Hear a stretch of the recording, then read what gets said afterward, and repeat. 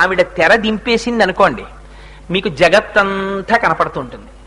ఈ ఇంద్రియాలతోటి వాటితోటి సుఖాలను అనుభవించాలనిపిస్తుంది. ఆవిడ 4 తీసుకొస్తుంది మనలోకి.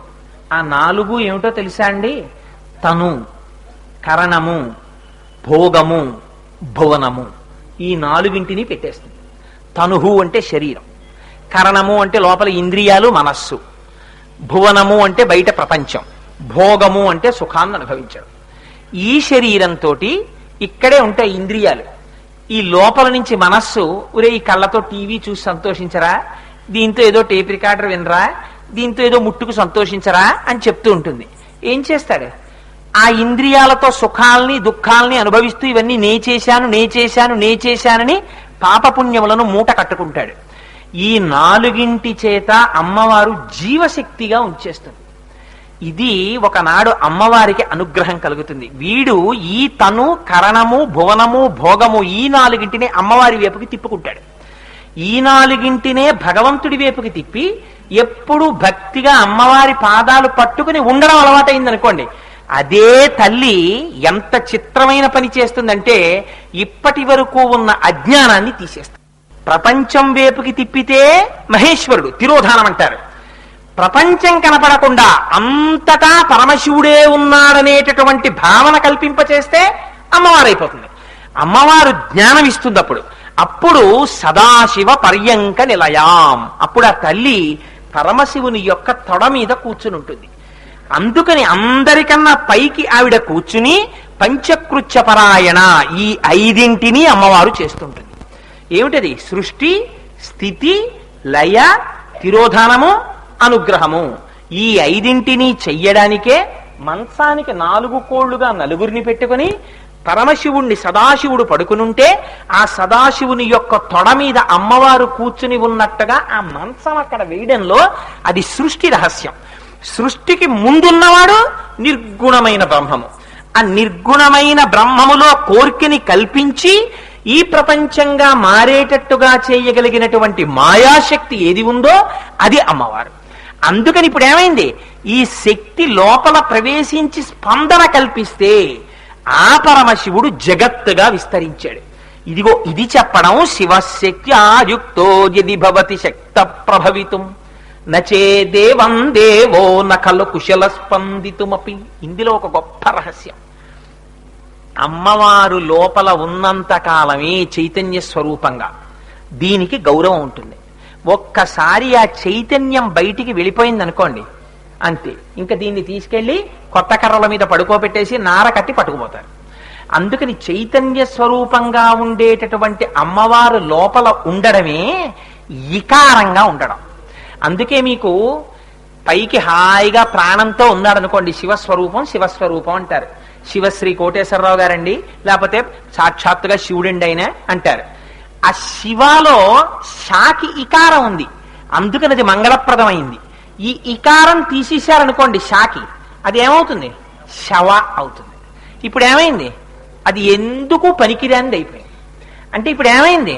అయ్యవారిలో అమ్మవారు ఎప్పుడూ ఉంటారు. అది ఎన్నడూ విడివడని శక్తి. అంటే శివుడు శక్తి అలా ఉండి ఎప్పుడైనా అవుతారా అండి అని అమంగళప్రదమైన ఆలోచన చెయ్యకూడదు. అక్కడ శివుడు నిర్గుణమైన పరబ్రహ్మము, ఆయనతో శక్తి ఎన్నడూ విడిపడకుండా ఉంటుంది. మన మాతాపితరులుగానే చూడాలి. అందుకనే మొట్టమొదటి శివశబ్దంతో ప్రారంభం. అందుని శివశక్త్యాయుక్తో యది భవతి శక్త ప్రభవితుం నచే దేవం దేవో నఖలు కుశల స్పందితుమపి. ఆ శక్తి పనిచేయనంత కాలం, అంటే నిర్గుణముగా ఆత్మస్వరూపుడై పరమేశ్వరుడు ఉండిపోయినంత కాలం అసలు ఈ సృష్టికి ఉన్ముఖంగా శివుడు తిరగడు. అందుకని నిర్గుణుడై కూర్చుంటారు. అందుకే తమిళనాడులో సామెత ఉంది. ఏమిటో తెలుసా అండి? తమిళనాడులో ఎవరినైనా నోరు మూసుకుని మాట్లాడకుండా కూర్చోండి అని చెప్పాల్సి వచ్చింది అనుకోండి, గౌరవంగా ఏ సభలోనైనా ఎవరైనా ఎక్కడైనా అల్లరి చేస్తున్నారు అనుకోండి, ఇక్కడ ఎవరో ఉపన్యాసం చెప్తుంటే అక్కడ ఎవరో మాట్లాడుతున్నారు అనుకోండి, అయ్యా మీరు ఓ మూల పరమశివుళ్ళ కూర్చోలేరా అంటారు. అక్కడ ఓ మూల పరమశివుళ్ళ కూర్చోలేరా అంటే ఏమిటో తెలుసా? నీలో నువ్వు ఆనందమును పొందుతూ అద్వైతమైనటువంటి నీకన్నా వేరొక వస్తువు లేనటువంటి స్థితిలో నిర్గుణమైనటువంటి పరబ్రహ్మ ఆనందమును నువ్వు పొందుతూ ఉండలేవా? ఎందుకు అలా మాట్లాడతావు? మాట్లాడావంటే నీలోకి ఇచ్ఛాశక్తి, జ్ఞానశక్తి, క్రియాశక్తులు వచ్చేస్తున్నట్టు. ఇచ్ఛాశక్తి జ్ఞానశక్తి క్రియాశక్తులుగా అమ్మవారు పనిచేస్తూ ఉంటుంది లోపల. అందరిలో అంతే, అదే పని. మీకు ఇచ్ఛాశక్తి జ్ఞానశక్తి క్రియాశక్తులకి సృష్టి మొదలకు ఉండేటటువంటి ఉదాహరణ ఒకటి చెప్తాను. అమ్మవారు ఇచ్ఛాశక్తి జ్ఞానశక్తి క్రియాశక్తిగా ఉండడం అంటే పసిపిల్లాడు అమ్మ కడుపులోంచి బయటికి వస్తాడు, వాడికి ఆకలి వేస్తుంది. వాడికి ఏం తెలుసు చెప్పండి? ఏం చేస్తే వాడి కడుపు నిండుతుందో వాడికి ఏమైనా తెలుసా? వాడికి ఏం తెలియదు. వాడికి మాత్రం ఒక్కటి తెలుసు, ఇచ్ఛాశక్తి వాడిలో ఉన్నది. ఆకలేస్తోంది కడుపులో, ఏదో పొయ్యాలి, పొయ్యకపోతే ఇది నిండదు, ఇది నిండకపోతే నాకు బాధగా ఉంది. కానీ భాష వాడికి తెలియదు. వాడిలో ఏదీ లేని తనమని మీరు అనడానికి వీల్లేదు. వాడు ఏడిచాడు ఆకలేస్తోంది కాబట్టి, అంటే వాడి లోపల కోరికుంది, అందుకని వాడు పాలు కావాలి కాబట్టి ఏడ్చాడు. అమ్మ వచ్చింది, పక్కన పడుకుంది, స్తన్యం ఇచ్చింది. వాడికి తెలుసా అమ్మ స్తన్యాన్ని నోట్లో పెట్టుకుని కొడవడం అనేటటువంటి దాన్ని వాడు ఇంతకు ముందు చేయలేదు. మొట్టమొదటిసారి జగత్తులోకి వచ్చినటువంటి శిశువు అమ్మ స్తన్యాన్ని నోట్లో పెట్టుకోవడం కూడా వాడికి చేత కాదు. అమ్మ ఔదార్యం తనే స్తన్యాన్ని పిల్లవాడి నోట్లో పెడుతుంది, పెట్టగలదు. కానీ వాడు స్తన్యాన్ని చప్పరించి పాలని త్రాగేటట్టు అమ్మ చెయ్యగలదా? కానీ వాడు చప్పరించి తాగుతున్నాడు. ఈ జ్ఞానశక్తిని ఎవరిచ్చారు? ఇలా చేస్తే పాలు నా నోట్లోకి వచ్చి నా కడుపు నిండుతాయనే భావన వాడిలోకి జ్ఞానముగా ప్రకాశింపచేసినది జ్ఞానశక్తి. ఈ జ్ఞానం రాగానే వాడు అమ్మ స్తన్యమును చప్పరించి వచ్చిన పాలని త్రాగి కడుపు నింపుకుంటున్నాడు. ఇది క్రియాశక్తి. ఇచ్ఛాశక్తి జ్ఞానశక్తి క్రియాశక్తి, ఇచ్ఛాశక్తి జ్ఞానశక్తి క్రియాశక్తిగా చిచ్చక్తి అయినటువంటి ఆ తల్లి సర్వకాలముల యందు మారుతూ ఈ జగత్తుని నడిపిస్తూనే ఉంటుంది. ఇప్పుడు మీరు ఆలోచించండి, మీరు నిద్ర లేచిన దగ్గర నుంచి సుషుప్తిలోకి వెళ్ళిపోయే వరకు కోరికలు పుట్టడం, ఇది ఎలా తీర్చుకుందామని లోపల ఆలోచన చేయడం, దానికోసం మీరు వెళ్ళడం. ఇవాళ సాయంకాలం ఏదో కోటేశ్వరరావు గారు సౌందర్యలహరి చెప్తారటండి. సౌందర్యలహరి చెప్తారా? అయ్యో మనం సినిమాకి వెడదాం అనుకున్నాం అనుకుని, వద్దు సౌందర్యలహరికే వెడదాం, సినిమా ఏముంది ఉంటుందిట, కాసేపు ఉపన్యాసం విందాం అని భక్తితో మనస్సు లోపల ఒక సంకల్పం చేసుకోవడం, ఒక నిర్ణయానికి రావడం, ఆ తర్వాత క్రియాశక్తి కాళ్ళు నడిచి రావాలి ఇక్కడికి, అప్పుడే కదా శరీరం వచ్చి కూర్చుంటుంది. ఇచ్ఛాశక్తి జ్ఞానశక్తి క్రియాశక్తి, ఇచ్ఛాశక్తి జ్ఞానశక్తి క్రియాశక్తులుగా మారిపోతున్నటువంటి చిచ్చక్తి ఎవరు? అమ్మవారు. ఆ అమ్మవారు లోపల లేదనుకోండి, ఆ శక్తులన్నీ వెనక్కి వెళ్ళిపోయి ఆత్మలోకి వెళ్ళిపోయాయి అనుకోండి, తాను ఆత్మగా ఉండిపోయాడు అనుకోండి, ఇక బాహ్య ప్రపంచంతో వాడికి ఏమైనా సంబంధం ఉందా? రమణ మహర్షి ఎలా ఆత్మానందాన్ని పొందారో అలా ఆత్మానందంలో స్థితిగతుడై ఉండిపోతాడు. అప్పుడు ఈ శరీరాన్ని తేళ్లు వచ్చి కురికిసాయి అనుకోండి, జిర్రిలు వచ్చి కురికేసాయి అనుకోండి, వాడికి ఏమైనా తెలుసా? వాడికి ఏం పట్టదు. వాడికి అన్నం అక్కర్లేదు, వాడికి నీళ్ళు అక్కర్లేదు. బయట జగత్తుకి శరీరమునకు ఉన్న సంబంధం తెగిపోతుంది. ఇలా తెగిపోయేటట్టు చేసి శివుడిలోనూ కలుపుతుంది. శివుడు తెలియకుండా జగత్తులోనూ తిప్పుతుంది. రెండు అమ్మవారు చేస్తుంది. అమ్మవారు తెర వేసేసినంత కాలం ఇక్కడే తిరుగుతుంటాడు. పందిగా తిరుగుతాడు, పిల్లిగా తిరుగుతాడు, కుక్కగా తిరుగుతాడు, నక్కగా తిరుగుతాడు, మనిషిగా తిరుగుతాడు. ఒకనాడు ఆ తల్లికి అనుగ్రహం కలుగుతుంది. ఎన్నాళ్ళు తిరుగుతావురా ఇలాగా? ఒక్కసారి అసలు నువ్వు ఎక్కడి నుంచి వచ్చావో తెలుసా? తిరగడం కాదురా నీ స్థితి, తిరగకుండా ఉండిపోవడం నీ స్థితి అని అమ్మవారు నేర్పుతుంది. ఆ నేర్పిన నాడు ఏం చేస్తుంది? తెర పైకి ఎత్తేస్తుంది. ఎత్తేస్తే ఏమవుతుంది? శివశక్తి ఐక్యరూపిణి లలితాంబిక. వాడు జ్ఞానమును పొంది అయ్యవారిలోకి కలిసిపోతాడు. కలిసిపోయి తానే శివుడై, ఎవరు నువ్వు అంటే శివోహం శివోహం, నేనే శివుడను అని నిర్గుణమైనటువంటి శివుడై తాను చెయ్యవలసినటువంటి పని అన్నది ఒకటి లేక ఆత్మయందు రమిస్తూ ఉండిపోయేటటువంటి మహదానంద స్థితి ఏది ఉన్నదో అదిగో అటువంటి స్థితిని ఇయ్యగలిగినది, ఆ తురీయమును ఇయ్యగలిగినది కూడా అమ్మవారే. అందుకే మీకు ఎంత పీఠాధిపతులు ఎవనివ్వండి, ఎంత శివభక్తులు అవనివ్వండి, ఎంత విభూతి పుండ్రాలు పెట్టనివ్వండి, శ్రీచక్రార్చన చేస్తారు.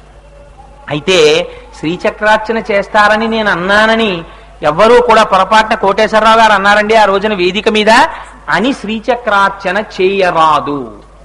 శ్రీచక్రార్చన కేవలము దానికి దక్షత కలిగినటువంటి గురువు లభించి పక్కన కూర్చుని ప్రతి క్షణం ఎలా చెయ్యాలో నేర్పేటటువంటి గురువు పక్కన కూర్చుని నేర్పి చేయించేవాడై అపారమైనటువంటి నియమనిష్టలతో చేయగలిగిన వారైతే మాత్రమే శ్రీచక్రార్చన చెయ్యాలి, లేకపోతే చెయ్యకూడదు. మీకు ఒక్క ఉదాహరణ చెప్తాను. మీకు ఉపాసనకి అనేక మార్గాలు ఉన్నాయి. ఇప్పుడు మీరు సామర్లకోట స్టేషన్లో దిగారు, అయ్యా కాకినాడ ఎలా వెళ్ళాలండి అని అడిగారు.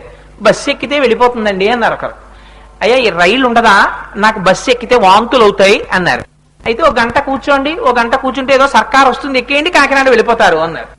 గంట లోపల పోనీ వెళ్ళడానికి ఇంకేమైనా ఉండదా అండి? అసలు కాకినాడ వెళ్ళడానికి కాలవలో పడవ ఒకటి ఎడుతూ ఉంటుందండి, ఇసుకట్టుకుని అది ఎక్కండి పోనీ, అందులో వెళ్ళిపోదురు కానీ అంటాడు ఇంకోడు. ఇంకోడు అంటాడు ఆ గేటు దగ్గరికి వెళ్ళండి కార్లు ఎడతాయి అంటాడు. ఇంకోడు అంటాడు నేను ఎప్పుడో విన్నానండి, మీరు సామర్లకోట భీమేశ్వరాలయంలోకి వెళ్ళి ఆ వెనకాతల పెద్ద తుప్ప ఒకటి ఉంది, ఆ తుప్పలోకి వెళ్ళి కొంచెం మట్టి తీస్తే అందులో గుహ ఉంది, మీరు ఆ గుహలోంచి అలా జాగ్రత్తగా భయం లేకుండా వెళ్ళిపోతే కాకినాడ బాలా త్రిపుర సుందర అమ్మవారి గుడి వెనక్కి చేరుతారంటాడు. మీరు వెడతారా అందులో? ఎందుకు వెడతారు మీరు వెళ్ళరు. ఎందుకు వెళ్ళరు? గుహలోంచి కాకినాడ వెళ్ళడం ఎందుకు? లేనిపోని కూడా సొరంగ మార్గంలో. ఉపాసనా మార్గము సురక్షితమైనదై ఉండాలి, భగవంతుడి దగ్గరికి తీసుకెళ్లేది. శ్రీచక్రార్చన చేయడం అంత తేలికైన పని కాదు. శంకరాచార్యుల వారు ఎన్ని చోట్ల హెచ్చరిక చేశారో, శ్రీచక్రార్చన జోలికి తొందరపడి వెళ్ళకండి, కుండలిని యోగం జోలికి తొందరపడి వెళ్ళకండి, తస్మాత్ జాగ్రత్త. కోట్ల కోట్ల కోట్ల మందిలో కుండలిని కదపగలిగిన వాడు, పైకి తీసుకెళ్లగలిగిన వాడు, సహస్రారమును చేర్చి మళ్ళీ వెనక్కి రాగలిగిన వాడు ఎవడో ఒక్కడుంటాడు. ఆ ఒకడు మీకు గురువుగా లభించాలి. వాడు పక్కన కూర్చుని మీకు కదపడం నేర్పాలి. అలా చేత కాకుండా మొదలు పెడితే లేనిపోని అవాంతరాలు, ప్రళయాలు, అనారోగ్యాలు ఎదుర్కోవలసి వస్తుంది. అందుకని వాటి జోలికి వెళ్ళకూడదు. మరి ఎటువంటివి? సాత్వికమైనటువంటి ఉపాసనలు ఉన్నాయి. అమ్మవారి స్తోత్రం చెయ్యండి, అమ్మవారి నామం చెప్పండి, అమ్మవారి కుంకుమార్చన చేసుకోండి, పుష్పార్చన చేసుకోండి, తల్లి సంతోషపడిపోతుంది.